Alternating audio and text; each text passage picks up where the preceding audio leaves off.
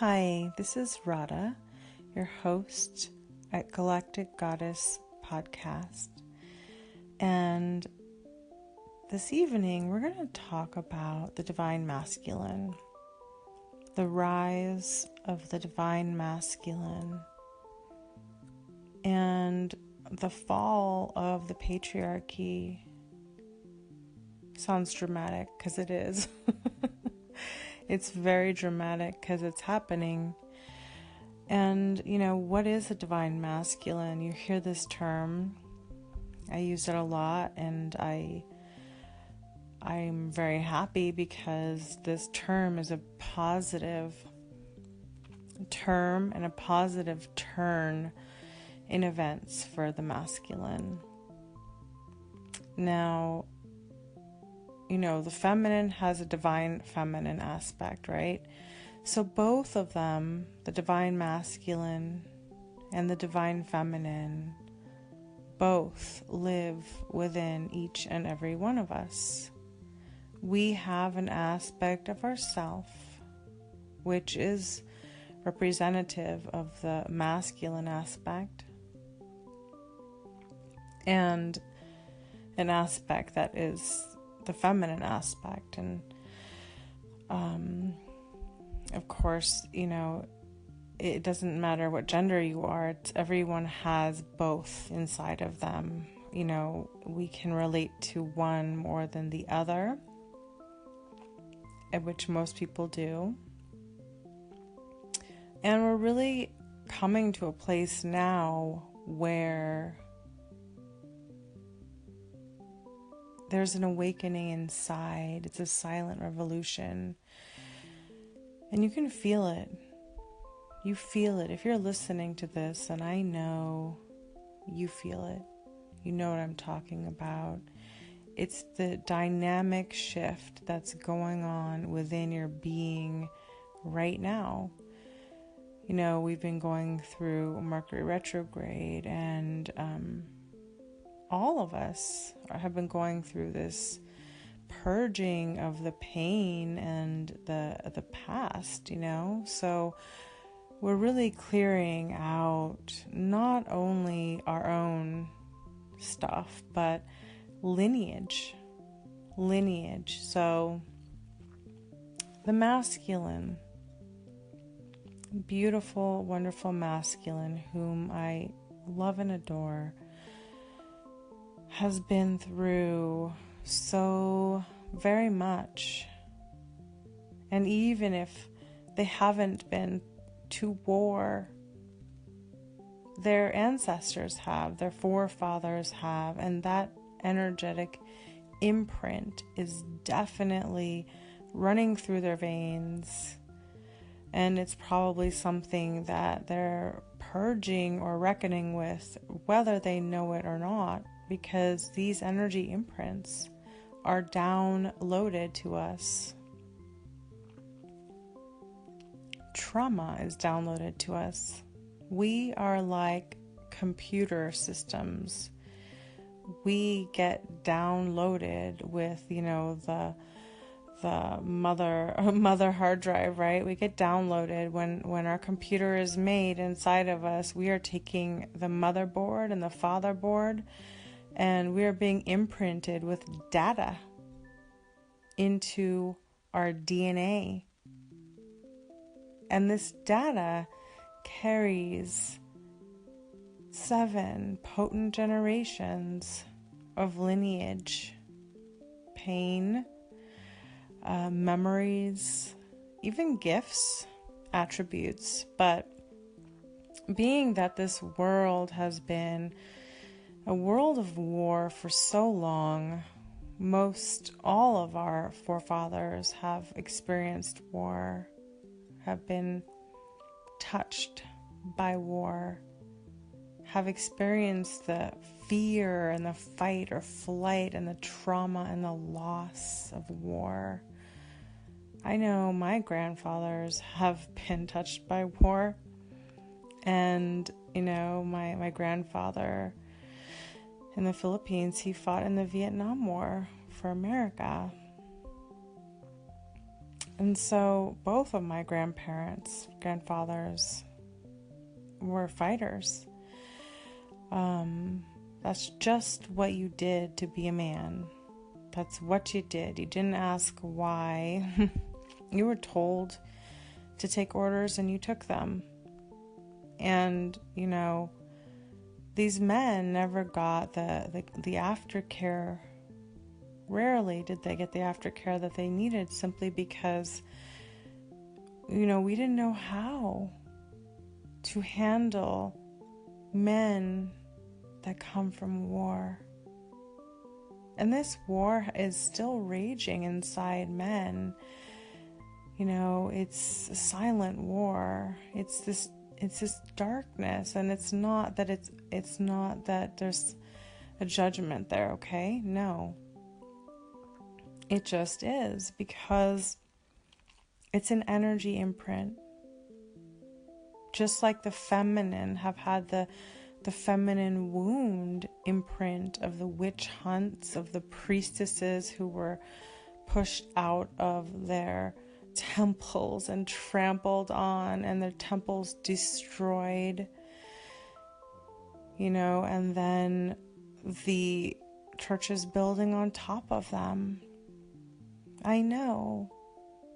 I remember. I even have past life. I remember running from a temple myself and being persecuted in many lifetimes, not just once, for having my divine feminine qualities, things that I've tried to hide my whole life, that I was afraid of sharing, because if I did, well, my cellular memory knows the consequence.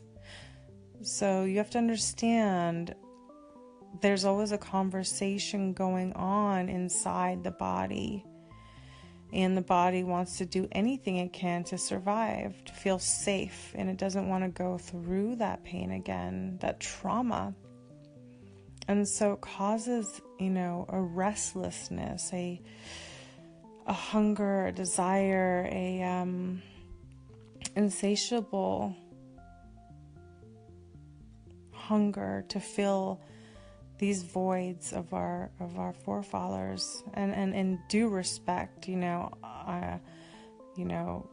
not saying anything to disrespect those who have fought by any means, okay? I'm just saying that there is trauma, and it's undeniable.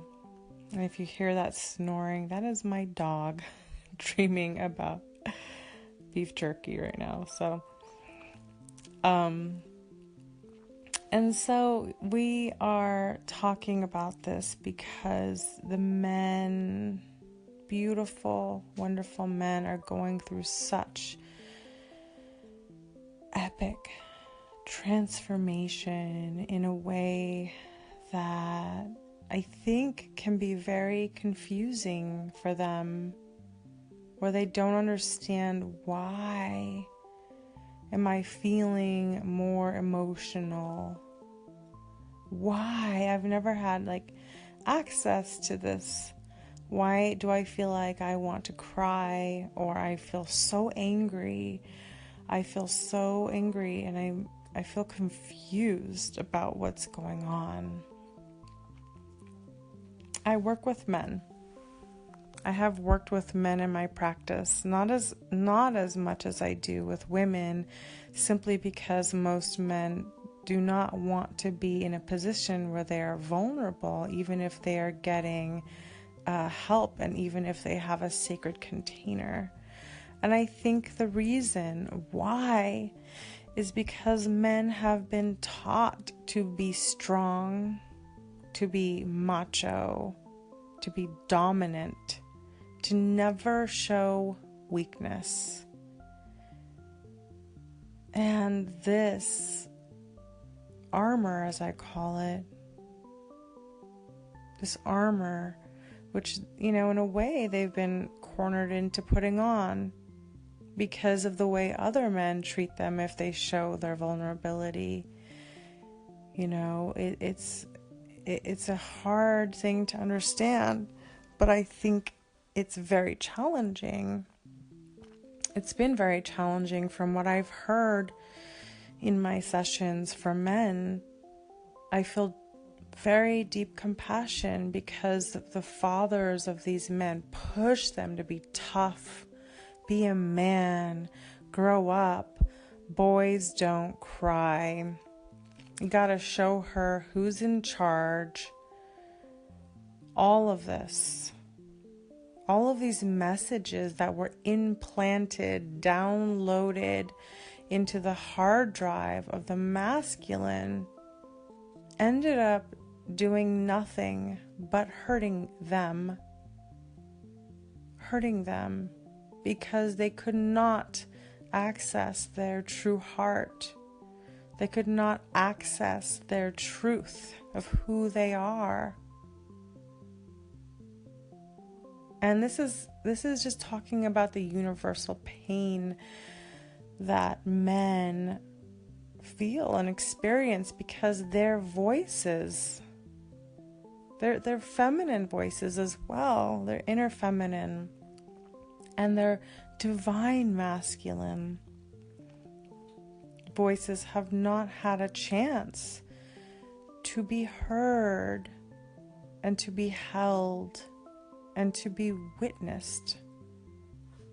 And I always say, we all need a sacred witness from time to time because we don't transform necessarily without a sacred witness. That is why women come together in these groups and gatherings. That's why we share our stories and our pain to another woman, because that is a sacred witness. And through the eyes of another woman, there is a transformation that happens. And this is the same with men. And I found, in the sessions when we're in a room and there is that sacred space, the container, the safe container where a man can really let down their guard, that there is this beaming light that comes and emanates from their eyes. Even if there are tears coming down their face, there is this beautiful radiance and a freedom that I've witnessed many times because they have the space to breathe into their truth, breathe into their heart, and just to be seen without any expectation, but just to be seen as they are. And there's a healing in that. And it's a beautiful, beautiful experience and transformation that happens when there is a sacred witness.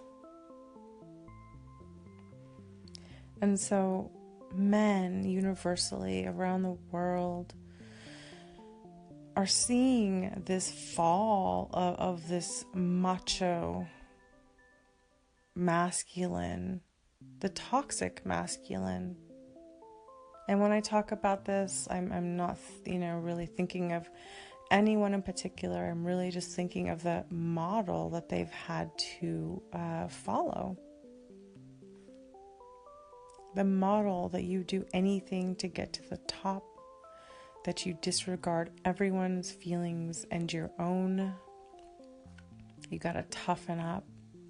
You gotta do what you gotta do.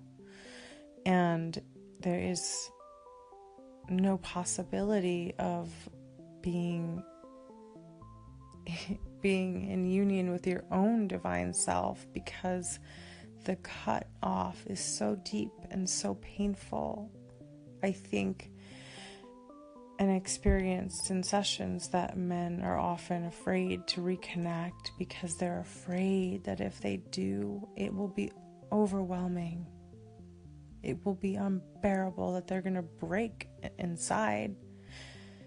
To which I say, you can never break. You can never break because the pieces that you thought were broken, the pieces that you thought, or the fear of the pieces being broken, it's an illusion. We have to shatter, the old paradigm. And I call that the false ego, not the authentic self. Maybe the false ego shatters. It happens to all of us in our journey. My false ego has died 1,000 deaths. And each time it gets me closer to my own true divine feminine, the goddess that lives inside of me. And so that is also available to the masculine. There's no shame in being vulnerable. It doesn't make you weak. It actually makes you very strong, because it shows a level of confidence.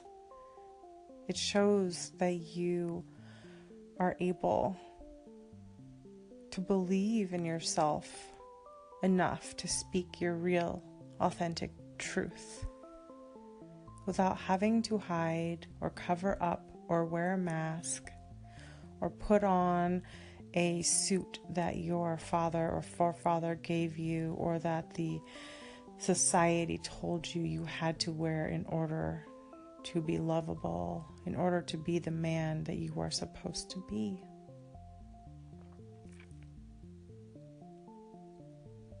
You can be very masculine and very strong and very mentally able and have feelings.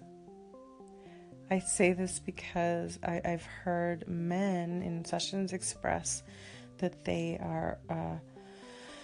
fear the feminine emotions. They think it is a sign of, like, when women cry, and it's almost like they think that's the crazy, that having emotions means you are crazy. If you feel, you are crazy. Oh, she's on her period, she's crazy. You know, she's a woman, she's crazy. She's hormonal, she's crazy. So,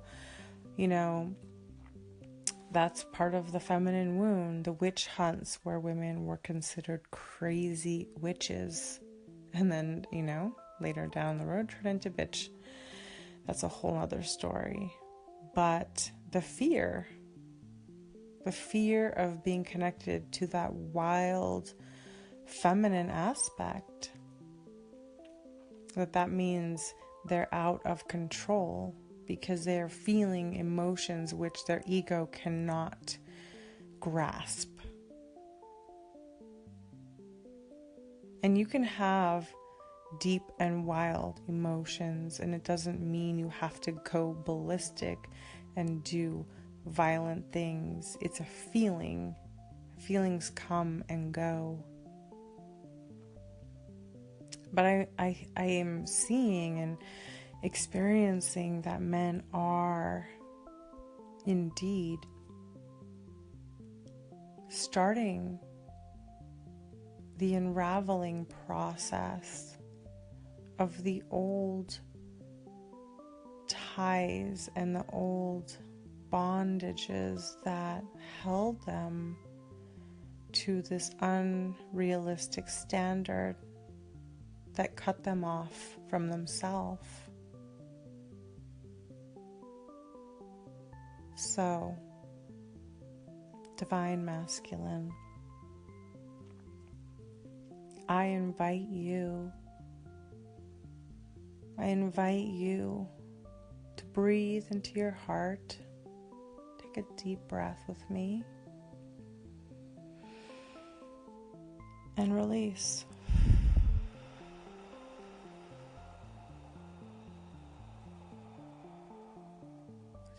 deep breath.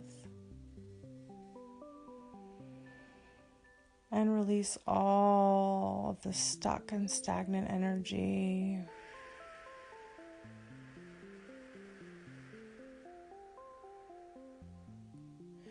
This time, breathe all the way down to your toes. Breathe in.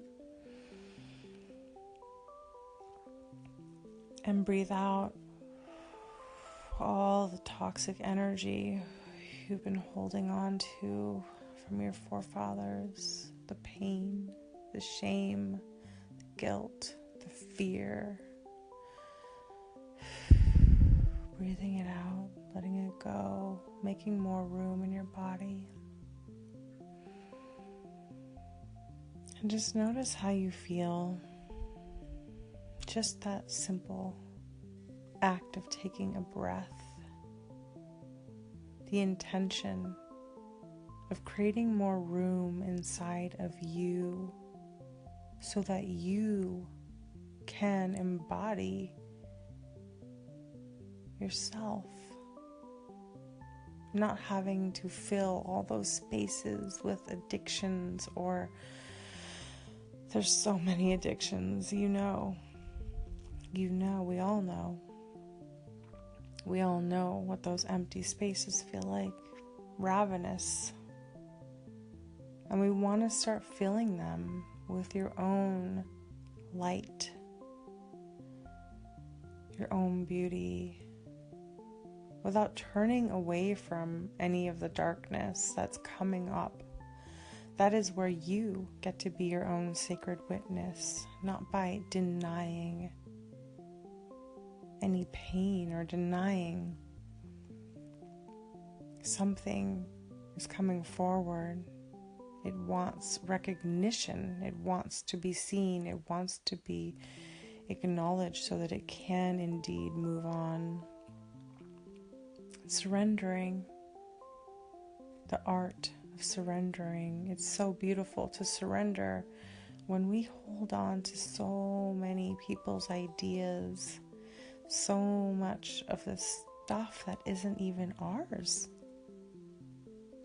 We're walking around with like trash bags thinking all this is ours, right? No. Let it go. Cut it loose. Surrender. Surrender. Beauty and the power in surrender. We all want to hold on to things. I have wanted to hold on to so many things in my life. So many things. And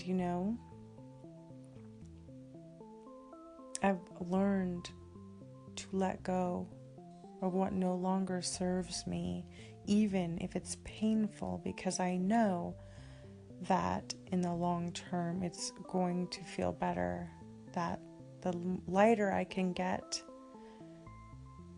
the more I can surrender,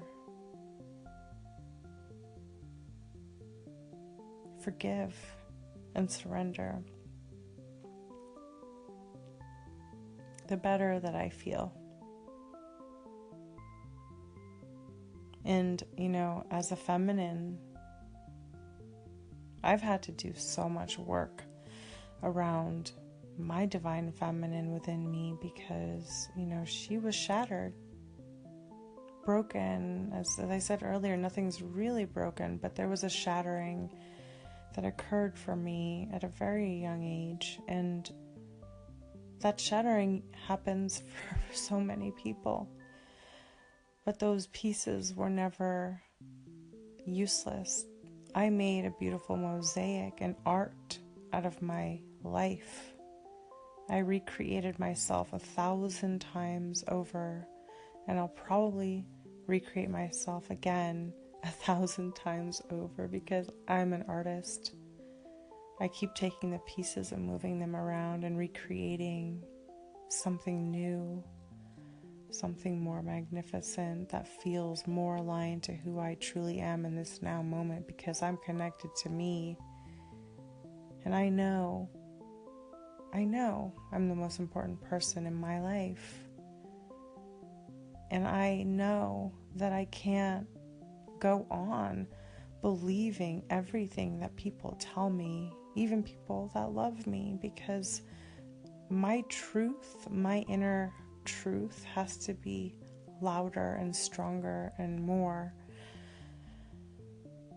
in tune with who I am. I've tried to listen to other people's beliefs, I tried to fit that mold that I was told to be, the Barbie. And guess what? Barbie almost killed me. Trying to embody Barbie, that is not even real. Just like, G.I. Joe isn't real. They're plastic. Okay, we're not. We're organic beings, and we need to be sensitive to that. I try to emanate the false goddess, the one whom was beautiful on the outside, but dead on the inside, wanting to be a pleaser to others, making others' thoughts more important than my own. And it was killing me quite slowly, but also diligently. My heart, my mind, my spirit. And she took me far from myself. And so that was my egoic death when she died, when I had my operation, I had my breast implants removed. I took back my body, my mind, my heart, my soul. I said, those beliefs that I was given, they're lies. And I saved my own life because I chose to be in my truth rather than living up to someone else's expectations of me, their desires of me, their needs of me. I made myself more important, even when I was on my deathbed.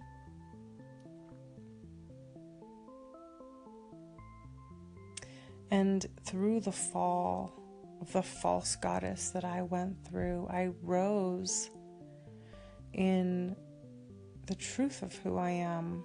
Of course, there's many truths and we're always evolving, but I mean, this mask I was wearing was gone, and here I was, vulnerable, very vulnerable, without the identity I had clung to in the past. That was who I was to everyone, but who was I to myself? And what did I truly want in my life? For me to experience, not for other people to experience me as this. And so I use this as a reflection, as an example, because masculine is going through the same thing. Their armor is falling and they feel vulnerable. I feel scary. Who am I? Who am I without this armor I've been wearing my whole life? My breast implants were my armor, protecting my heart from being seen, protecting anyone from literally getting close to my heart. They could not touch it. And suddenly, without that armor, my heart was exposed and open and vulnerable. And I had to trust that my vulnerability was my saving grace, that I know through the ability to feel deeper, even the pain that I went through in the process brought me closer to myself and gave me the confidence, because when you are in alignment and you're not betraying yourself, you can't help but feel more confident. It's not that you're suddenly perfect, okay? It's not suddenly that you've hit nirvana. It's that even in my imperfections, I loved myself when I looked in the mirror and I saw my scars across my chest. I loved myself because I said, you know what, you did something brave. You did something to save you, to make your life more meaningful and better. And, you know, the person that's going to love you, it's going to love your scars too.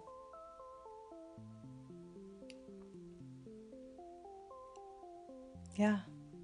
The person that's going to love you, it's going to love your scars too.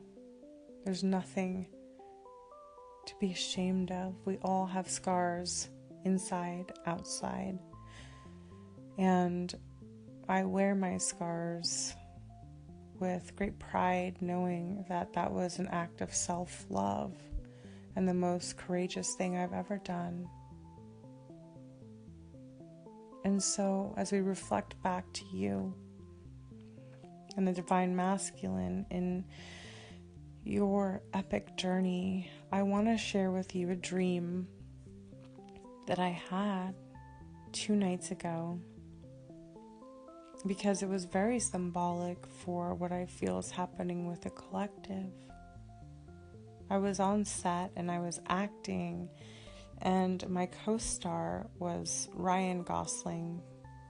And, you know, no, I don't have a crush on him. It's just, he's very symbolic of like the masculine, because I've heard, you know, so many women talk about him so many times, but it wasn't a sexual dream. It was actually, we were acting and we were standing face to face, and then I looked down at his body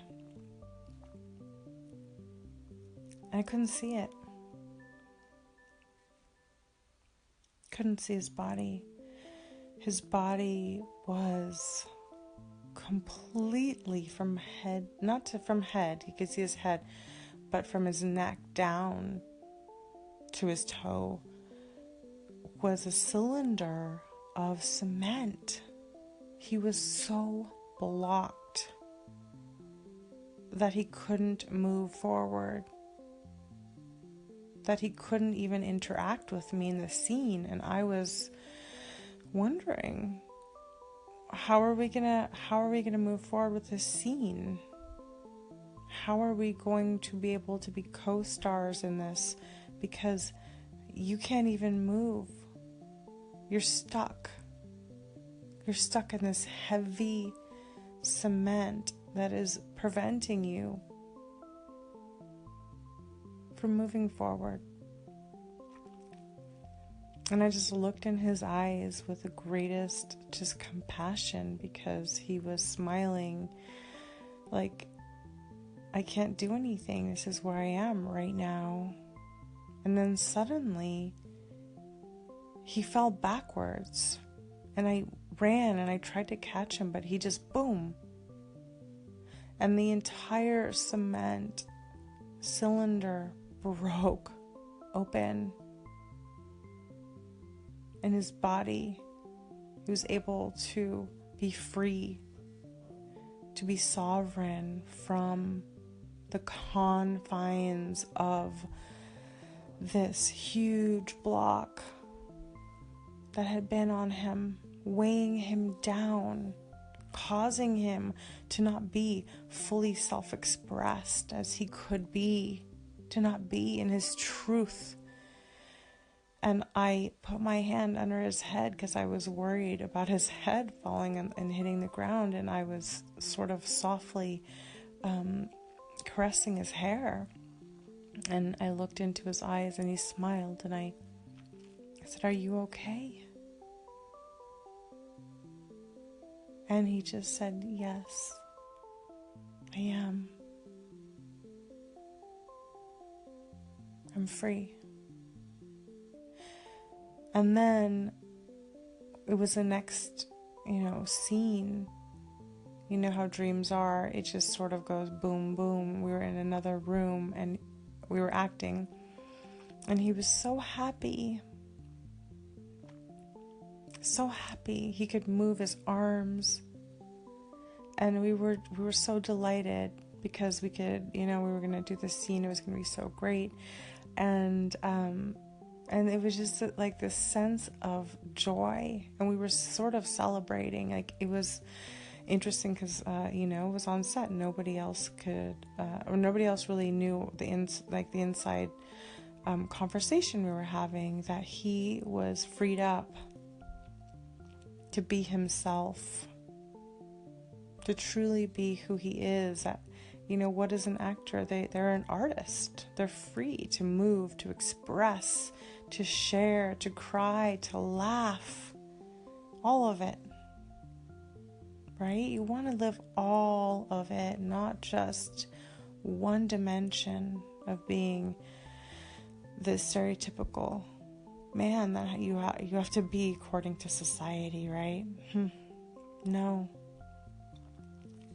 what makes a man beautiful is his ability to connect to his heart, to his mind, to his soul, to be able to stand for himself and for others, for what's right, to know the difference between what is right and what is not, to be connected to his own virtues and his own divinity, connected to source. Oh my gosh, so beautiful. Doesn't matter what about the looks. I'm talking about beauty of the soul. I'm talking about eyes sparkling. I'm talking about freedom. Freedom to tear up. Freedom to say, this is how I feel. Freedom to be who you truly are. And I just wanted to share that dream because it's really been coming to me lately. I had 3 dreams so far, representing different archetypes of the divine masculine. And no, I am not saying that Ryan Gosling is the archetype of the divine masculine. He only served, just as an example. And so, it's about embodying yourself. And by the way, Ryan Gosling seems like a really wonderful man. He's married and loves his wife, loves his children. And so my subconscious probably thought, that's a really great human being. That's a beautiful thing to see, especially in Hollywood, a beautiful, respectable, and honorable thing. And that's what really showed up in my dream, was the way that the feminine and the masculine were really honoring each other, respecting each other, seeing each other. And it wasn't a blinded, lustful thing. It was just authentic. It was just really just seeing the soul, right? That's so beautiful, and it's so underrated. How often do you stand in front of somebody and just look at them and just see the sparkle in their eyes and see the beauty of their soul? It's so underrated, because when you do, you cannot help but love someone. I took a course in the art of living, meditation course, and one of the things we had to do is to just sit in front of another. Every person in the class, we switched partners. We had to sit in front of every single person and just look into their eyes for 5 minutes without saying a word. And you won't believe the tears that come when you simply acknowledge another in a way without projections, without projecting your stuff onto them.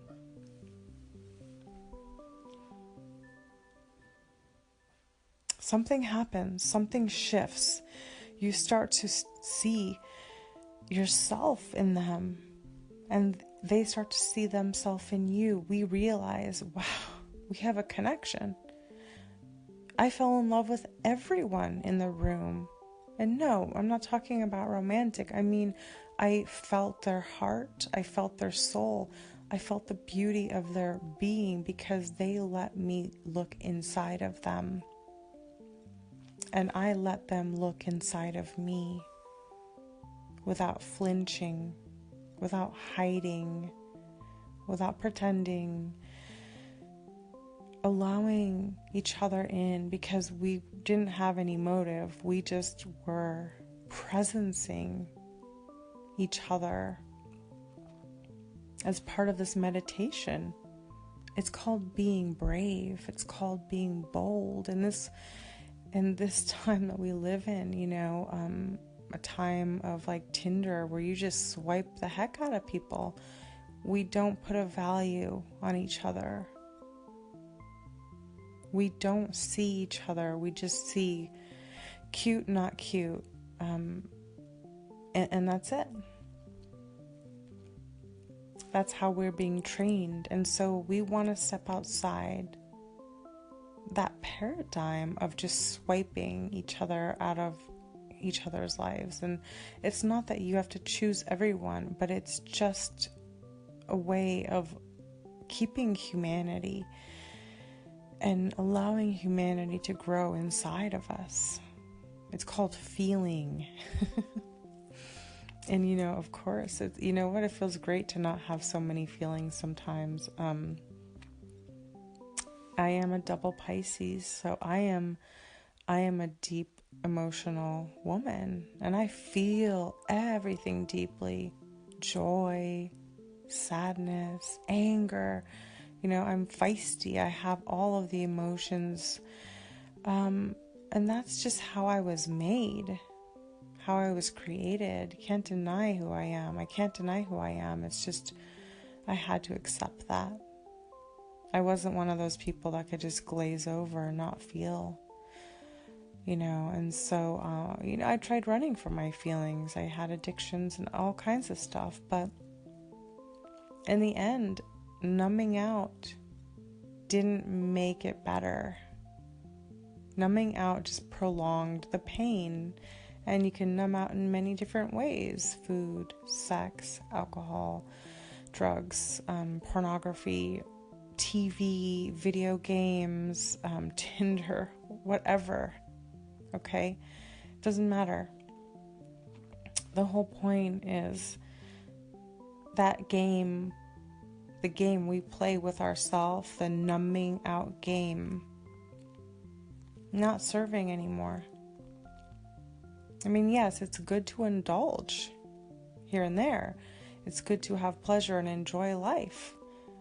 But if you're using any of these things as a way of escaping the truth of your being or your feelings,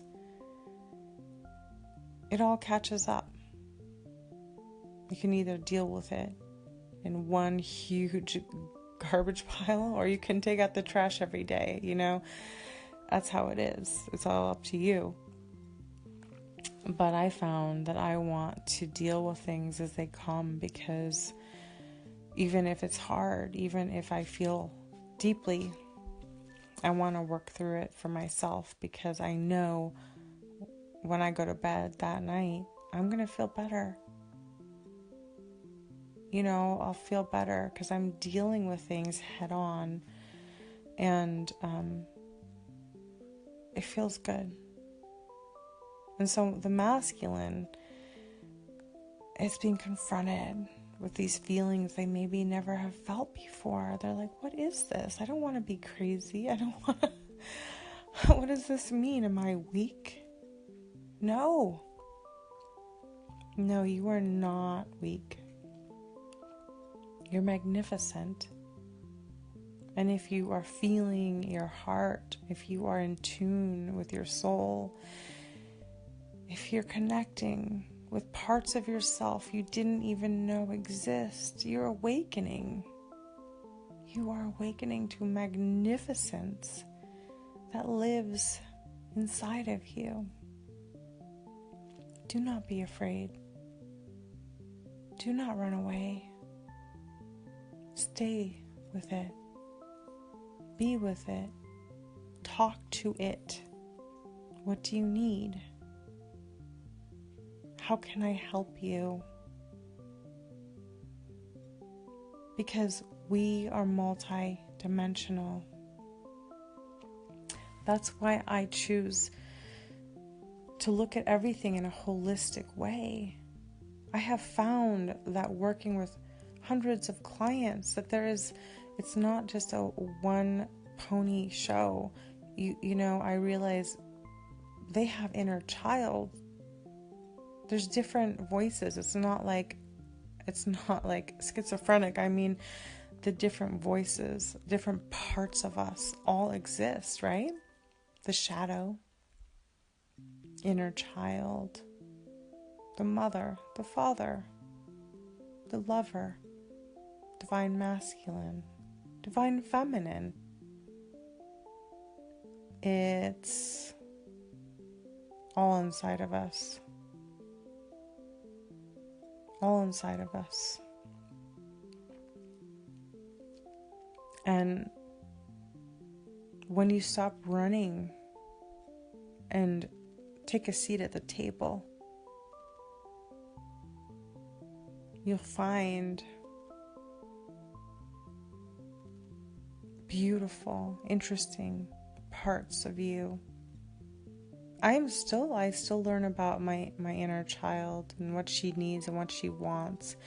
And her voice is very different than you know, another aspect, like another goddess archetype, say Venus, right?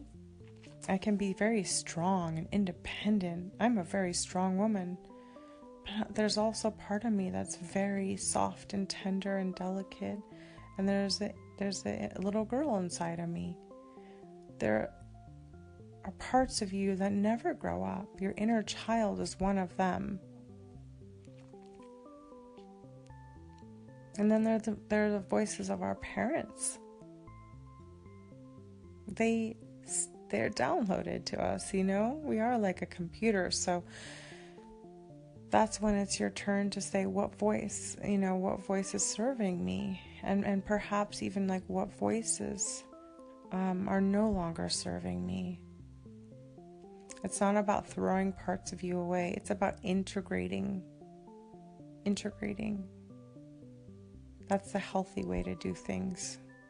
We don't just cut parts of ourselves out and throw them away. We honor them. We look at them. We ask them what they need.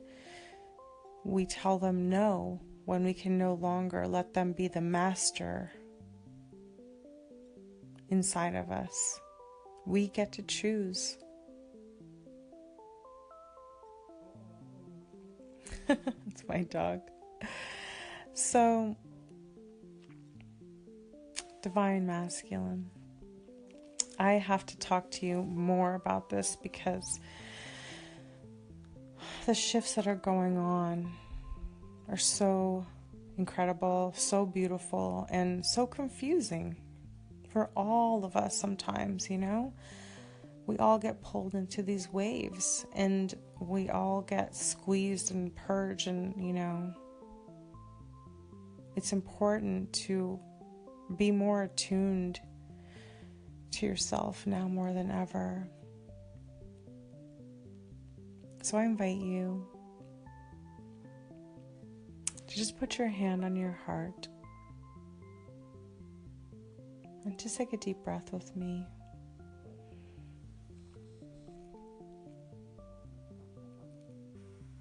And just say, I love you. I love you. I love you. Even if I don't know how right now, I love you. And I'm here for you. I will be here for you. And I will listen to you my beautiful heart.